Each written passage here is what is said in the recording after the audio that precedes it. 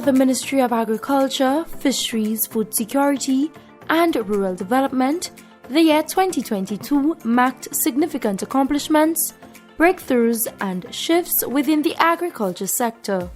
Despite the numerous obstacles that have hampered the growth of the agriculture sector in the post-pandemic economy, the ministry continued to build a solid foundation focused on enhancing food security through various initiatives, partnerships and projects that cater to the evolving demands of its constituents.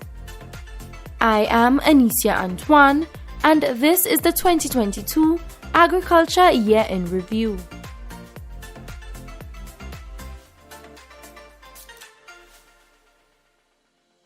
Overcoming the complex challenges that the world faces requires transformative action, embracing the principles of sustainability and addressing the root causes of poverty and hunger to leave no one behind. With an increase in the supply chain challenges and the corresponding impact of rising prices and product unavailability, we have continued efforts to support local production and consumption in increasing the country's food and nutrition security. Challenges faced by farmers were brought to the forefront during the Agriculture Minister Honorable Alfred Prosper's visits to agriculture regions throughout the island. Market access, cost of production, and productivity challenges remained a prevalent dilemma across the agriculture sector, particularly in light of the harsh economic climate brought about by the COVID-19 pandemic. The Agriculture Ministry, however, remained devoted to investigating ways to assist stakeholders within the sector. Keeping true to the promise to increase the markets within the sector, banana shipments from St. Lucia infiltrated new markets in Antigua. This came as the Ministry of Agriculture refocused on securing current and prospective regional and international markets in order to ensure the success of St. Lucia's banana sector.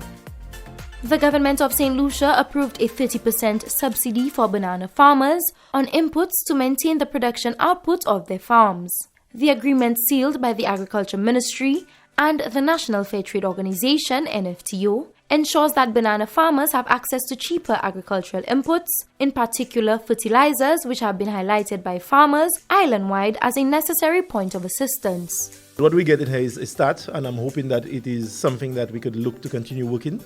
As it is now based on the MOU, farmers would benefit from 2 cycles of fertilizer at a reduced cost, and it would be 2 25 kg bags per acre.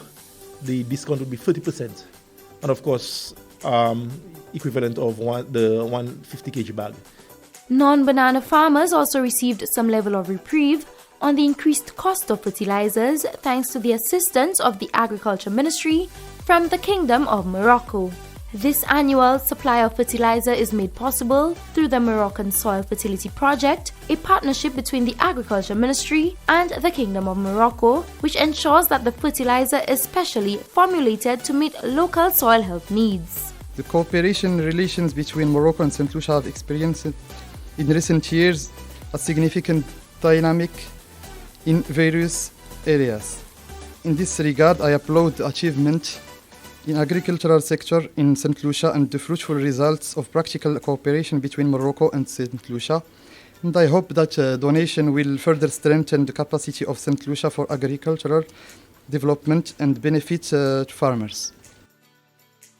To encourage a conscious shift in behavior and attitude toward the use of more locally grown food crops, the Ministry of Agriculture over the past year has hosted 3 expositions: a banana expo, a mango festival, and a CMOS fiesta. Agricultural leaders have declared the first ever Banana Expo, Figla Sesanutut, a success as the event garnered much public support for its focus on locally grown bananas. The multifaceted event included a banana competition, live cooking demonstrations, and also saw the launching of the Ministry of Agriculture's banana recipe book. We have to think outside the box. We have to think innovation. We have to think value added. We have to think to use what we have to achieve greater heights. So I want to thank you.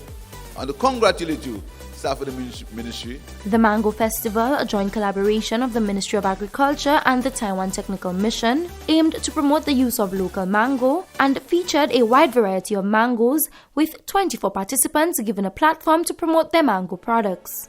A component of the festival included a mango cooking competition for students enrolled in the Sir Arthur Lewis Community College's Women Empowerment Program. With climate change affecting the world at a fast-growing pace, we must learn to appreciate the value of what nature gives us, including the food. And we must learn to appreciate the value of turning wastage into creative business ideas. Through the festival, the hope is that mangoes and other local fruits can be used more creatively and appreciated more. And I wish to thank the Ministry of Agriculture for consistently partnering with the Taiwan Technical Mission to create programs that promote agricultural diversity and food security. The CMOS Fiesta, held under the theme Leave No One Behind, Better Production, Better Nutrition and a Better Environment for All, held in honor of World Food Day, saw products from over 20 CMOS farmers, processors and schools, as well as the official launch of the Ministry of Agriculture's CMOS catalogue.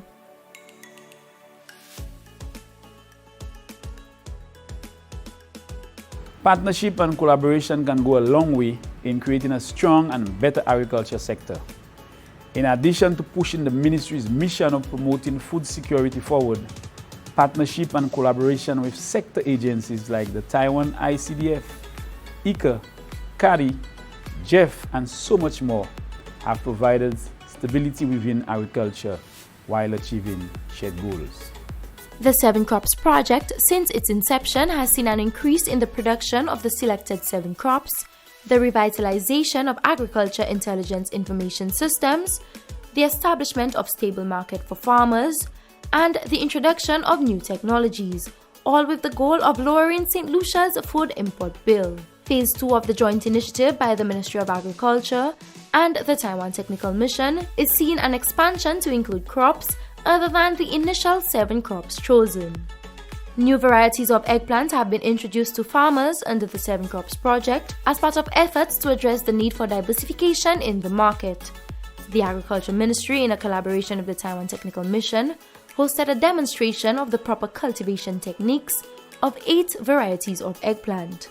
The 7 Crops project also introduced the Eggplant Culinary Experience, an eggplant-infused cooking showcase intended to encourage the use of eggplant, as students from the schools across St. Lucia showcased different ways in which the crop can be incorporated into daily meals. We're seeing that the demands for eggplant is increasing. However, the consumption of it locally is still something to be worked on. What we notice is that the preparation of eggplant is not so vast by local consumers. So we want to show people that different varieties of eggplant have different characteristics. Some are softer, some are longer, and some are purple, some are darkish. So today we're just showing the farmers how easy it is to cultivate eggplant and what each of the varieties their purpose. Through the 7 Crops project, farmers, extension officers, and students have also completed small machinery training, in which they learned how to operate tillers and bankers to prepare land and beds for primary and secondary tillage for vegetable farming. The training was done in preparation for the shipment of small machinery received by the Taiwan Technical Mission as they continue to work towards adapting climate-smart agricultural technologies. A data sharing platform, DataShare, was also launched in an effort to centralize the ministry's data, allowing for real-time data requests to be fulfilled. The staff of the St. Lucia Marketing Board officially graduated from the Ministry of Agriculture-led HACCP training course, as the Agriculture Ministry continues to work towards realizing HACCP-compliant agri-food facilities on the island. This certification and training received by the staff further adds to the work being done at the Pack House to ensure that the output adheres to international health and safety standards and meets higher post-harvest processing requirements. Food security is the most important policy in St. Lucia. Taiwan Technical Mission work with the Ministry of Agriculture and all stakeholders to enhance the efficiency of the whole food value chain, including to enhance the diversity, productivity, and the quality of crops, and the post-harvesting process, distribution, and marketing. It is inspiring knowing our employees are better equipped to deal with food safety practices and packhouse operations. The staff of the St. Lucia Marketing Board, and I'm told staff of Extension as well, will now be better placed to effectively operate the packhouse, and thus we make further progress on the vision to become the hub for fresh agricultural produce and increase market access for our local farmers. When this institution, SLMB, was built maybe somewhat 48 to 50 years ago, it was always envisioned that farmers would sell to the marketing board. The marketing board would be the premier institution and would facilitate distribution to all other local entities, regional entities, and somebody said it. The dream is to also penetrate the international market. So that is what the establishment of this facility is about, and that is what we still want to continue working towards. With the Sustainable Agriculture in the Caribbean SAC project being implemented in St. Lucia, the WUSC Caribbean hosted an extension training exercise to plan the way forward in promoting and implementing climate-smart activities in the agriculture industry. I think the project is timely, especially now with what's going on the horizon with threats of food and nutrition security. So this project comes in at a time to assist our farmers build capacity, to strengthen them in terms of increasing production and productivity on their farms, to ensure that the agricultural sector is more sustainable by implementing climate-smart methods, to improve production and build the capacity to feed our people, especially in these trying times of COVID pandemic, and also with the possibility of having food shortages due to the war, which is ongoing right now.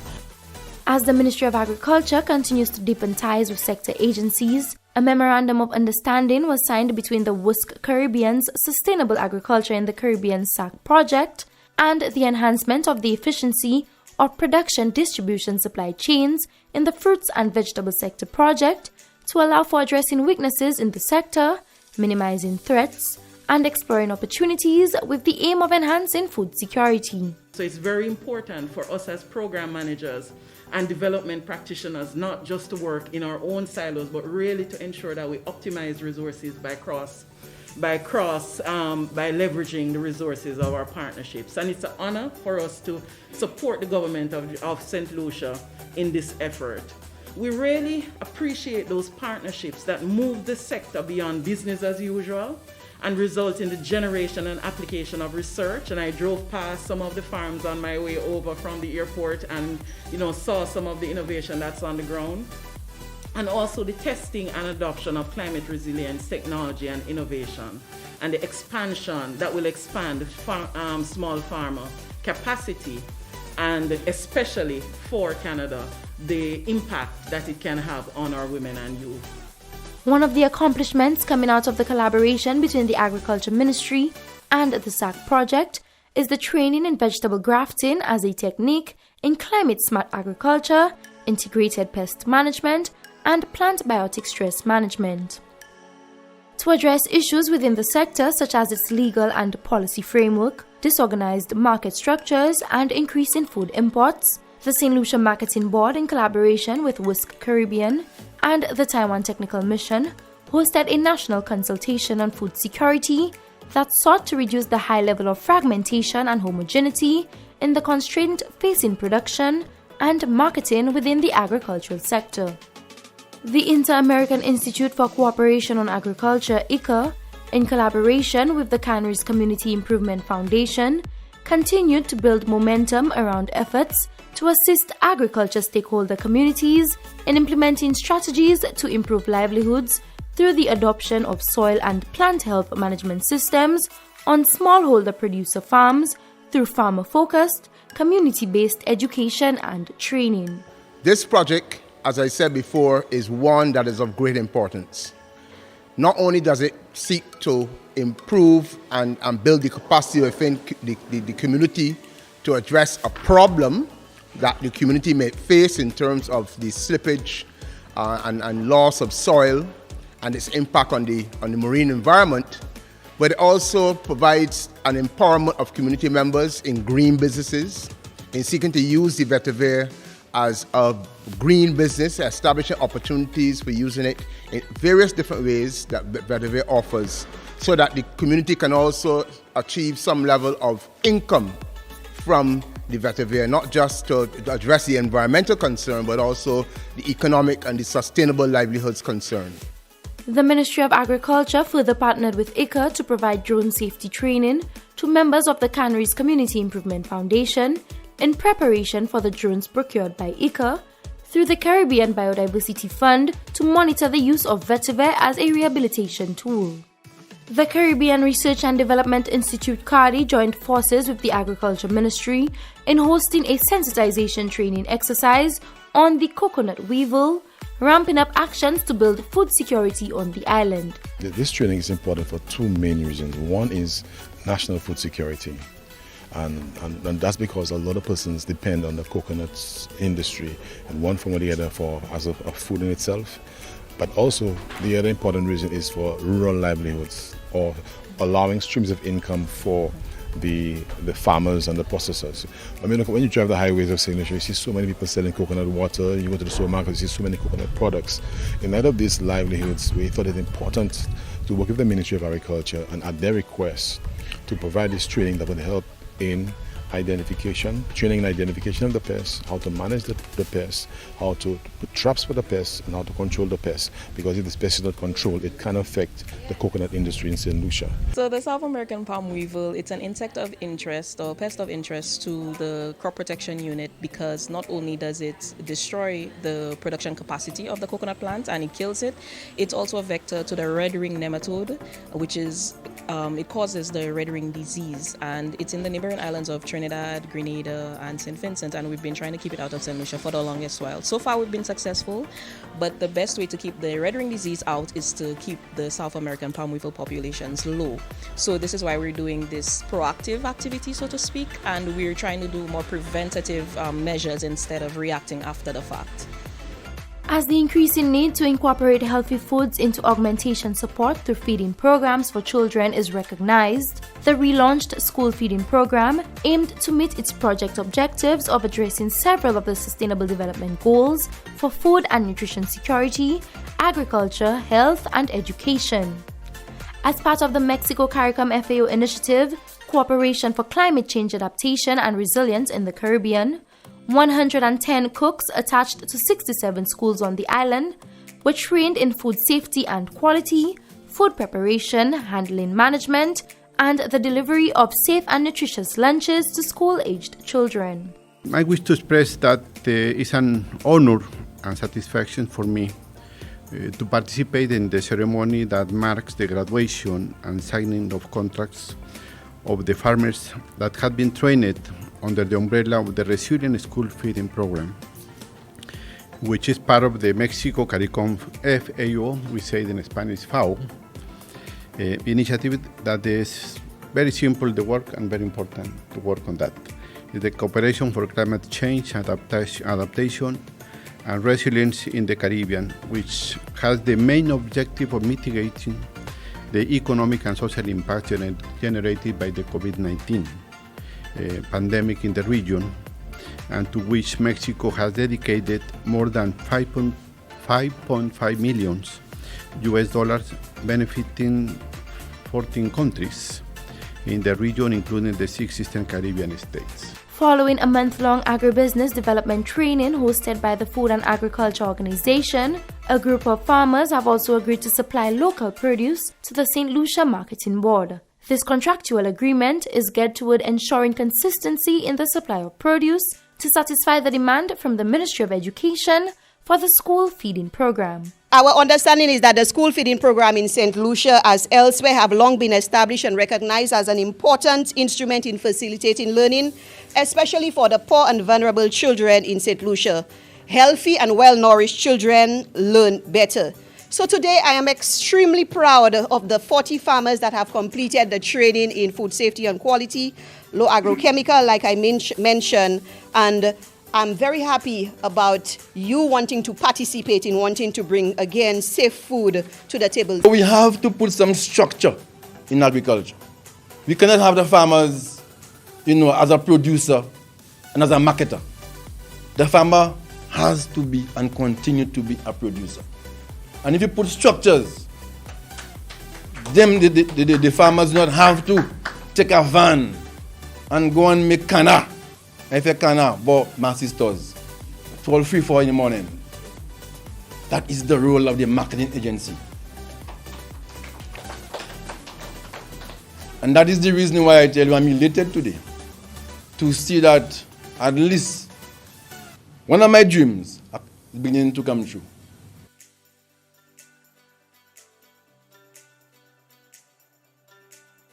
The livestock sector in St. Lucia is a pillar of the global food system, contributing to poverty reduction, food security, and agricultural development. The Agriculture Ministry's transformation to accompanying growth are also an opportunity to move the livestock sector towards more sustainable development.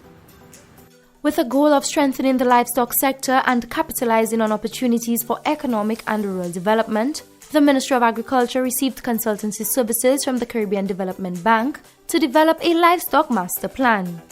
The plan included the direction of policies and strategies, creating a roadmap to improve livestock production in St. Lucia. At the validation meeting, the consultants were able to present the research completed to department officials. St. Lucia's first solarized honey processing plant was officially opened as the Ministry of Agriculture strives to ensure more sustainable production and processing across the agriculture sector in order to increase St. Lucia's food security. The limelight was placed on the Horizon Brothers, a pioneering group of brothers who formally opened the plant after months of support from the Agriculture Ministry and funding investments from the Global Environment Fund Small Grants Program. The processing plant is vital in ensuring the preservation of ecosystems and is another tangible manifestation in favor of ministerial actions towards sustainable livestock farming, production, and improving food security. There are lots of benefits that people are becoming aware of, and there's increasing demand of honey, but we are still unable to meet those demands. There is need to expand the number of colonies, increase capacity, and organize the industry. Organization of the industry will involve standardizing and certifying the existing extraction plants for food safety and quality, and developing process flows for the extraction plants. And this is why the work of the Horizon Brothers today is so significant. They have been able to establish this small processing plant with the help of donors like Jeff, of course, the support of the Ministry of Agriculture and other agency partners like ICA, and they're striving towards eventually reaching certification, national standards, and perhaps even HACCP and other food safety standards. Because food safety and quality assurance are fundamental to expand the sector and gain consumer confidence. We want to discover continuously ways of using honey in our food, in all kinds of different processing. Let us discover. We are going to push people to find ways to effectively use honey, both medicinally, in the gastronomic sense, and if there are opportunities for patents, we will push that as well. Another thing is, as well, we want to introduce the whole concept of apitherapy. Now you might say, what is apitherapy? We're going to build certain smaller structures within this complex where persons who are suffering from extreme stress, insomnia, I happen to belong to that club, could go and be treated with apitherapy. And it's essentially an area where you can go and spend the night. As the increasing need for growth in the honey production sector in St. Lucia continues to be realized, the Veterinary and Livestock Services Division, in collaboration with the Global Environment Fund Southeast Coast Project this year, hosted its first ever Sustainable Apiculture Farmer Field School. During the 6-week program, 22 apiculturists received theoretical and practical training on best practices in honeybee production, as well as opportunities for ongoing mentoring as they work to create productive, efficient, and successful apiaries.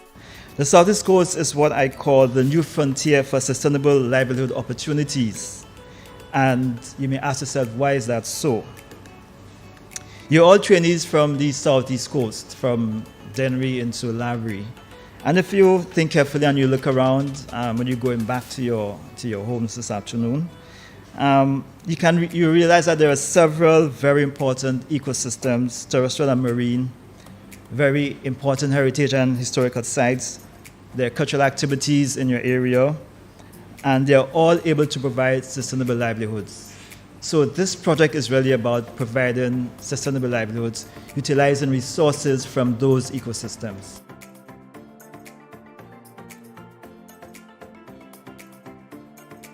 A growing number of challenges have been identified in the fisheries sector, including habitat degradation and loss, declining fish stocks as a result of increased marine pollution and increased competition among users for limited marine space and resources. This year, the Cabinet of Ministers approved St. Lucia's National Fisheries Policy to guide the planning and development because the state of coastal ecosystem affects livelihoods in St. Lucia. We have remained focused on safeguarding St. Lucia's marine ecosystems as part of its broader efforts to ensure the efficient management of St. Lucia's natural resources. Fishing is one of the key activities bringing substantial economic value to St. Lucia, as the sector accounts for 25% of the agricultural GDP. With fishermen facing many hazards, including the risk of becoming lost, the Department of Fisheries has introduced vessel monitoring systems to assist with search and rescue missions at sea. The system monitors fishing locations by satellite technology, automatically updates and records the journeys, and transfers information to shore stations. The intention of that device is to help with search and rescue missions. So if, for example, your vessel is out there, either you call in and you've indicated you have a distress at sea, there's a mayday situation, or if you use your VHF radio on channel 16 and indicate there's an issue, or if you have a float plan and you have indicated to a loved one or a friend that you will be back by a certain time and they have seen hours have passed and they have not seen you, that can cause the process for us to go and find out in the system where your location is. With that information, it helps narrow down the search for the Police Marine Unit and other regional partners to find you, because it's very challenging.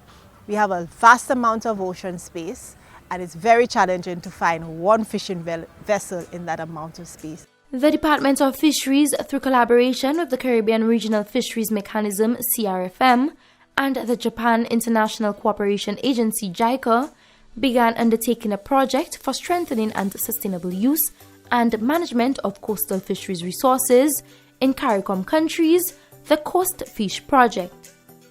Currently in its preparation phase for the pilot activities to be rolled out in each country, the Coast Fish Project focuses on establishing a framework in which local fisherfolks, their organizations, and fisheries authorities can work together to manage fishery resources around coral reefs for sustainable use.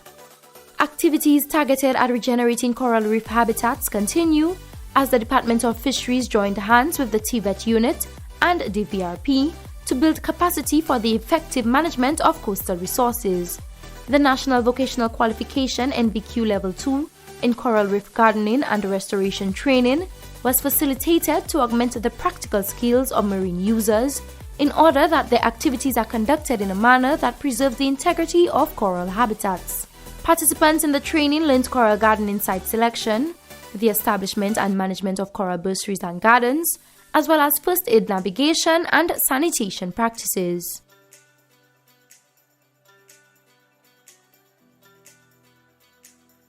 Forest provides us with shelter, livelihoods, water, food and fuel security, offering home to much of the world's diverse array of plants and animals, and providing essential natural resources from timber and food to medicinal plants. Initiatives to protect our forests and strengthen our water quality on the island were at the forefront of the ministry's mandate as we underwent a series of actions to aid in St. Lucia's natural resource preservation efforts. The Department of Forestry, in collaboration with the Food and Agriculture Organization, FAO, through the ACP-MEA's project, continued efforts to increase climate resilience through the restoration of the riverbank along the cul-de-sac and ancillary rivers.